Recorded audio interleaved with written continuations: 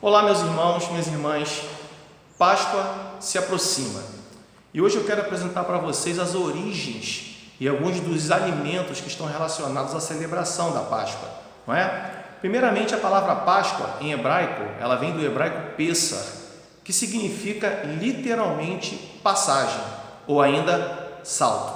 O termo tem origem no episódio que aconteceu na 10ª e última praga ainda no Egito, quando o anjo da morte desceu e passou sobre a casa das pessoas. Onde o anjo via o sangue nos umbrais das portas, como Deus havia ordenado, ele pulava aquela casa e ali não havia a praga da morte sobre os primogênitos. Do termo Pessah surgiu-se vários outros termos até chegar no português Páscoa.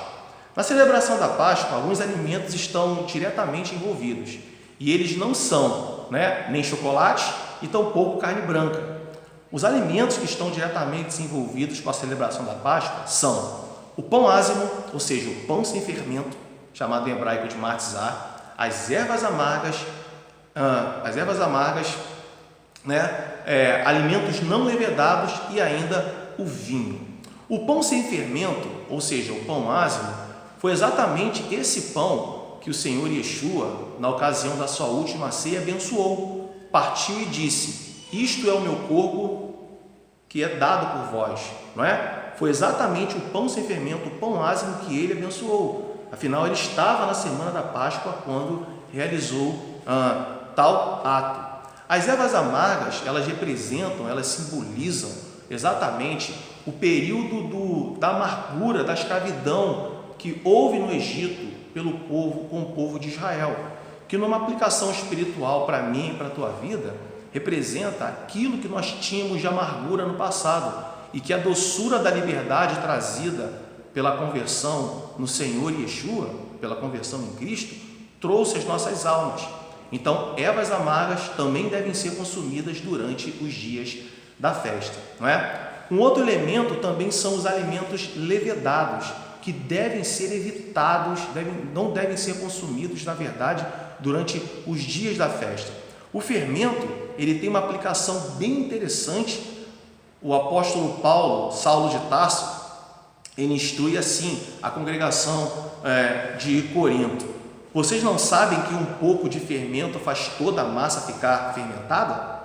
Livrem-se do fermento velho, para que sejam massa nova e sem fermento, conforme realmente são, pois o Messias, a nossa Páscoa, foi sacrificado. Por isso, celebremos a festa, não com o fermento velho, nem com o fermento da maldade, da perversidade, mas com os pães ázimos da sinceridade e da verdade. 1 Coríntios, capítulo 5, versículos 6 e 8. Então, tem relação com a celebração da Páscoa exatamente não comer coisa alguma levedada, coisa alguma com fermento, para representar essa massa nova que todos nos tornamos quando recebemos o Filho de Deus, o Cordeiro Pascual, em nossas vidas. Um outro, além de não comer também fermento, obviamente, nenhum tipo de alimento levedado deve estar em nossas casas durante os 7 dias do Pessah, ou seja, os 7 dias da celebração da Páscoa, que é chamada também da festa dos pães sem fermento, dos pães ázimos. Um outro elemento também que se tornou sagrado na celebração foi o vinho. O vinho, que não está diretamente relacionado à celebração da Páscoa, ele se tornou um preceito exatamente com o Senhor Yeshua, não é? Durante a celebração da Páscoa, Yeshua pega um dos cálices de vinho, o abençoa e diz que aquilo seria o seu sangue derramado por todos nós.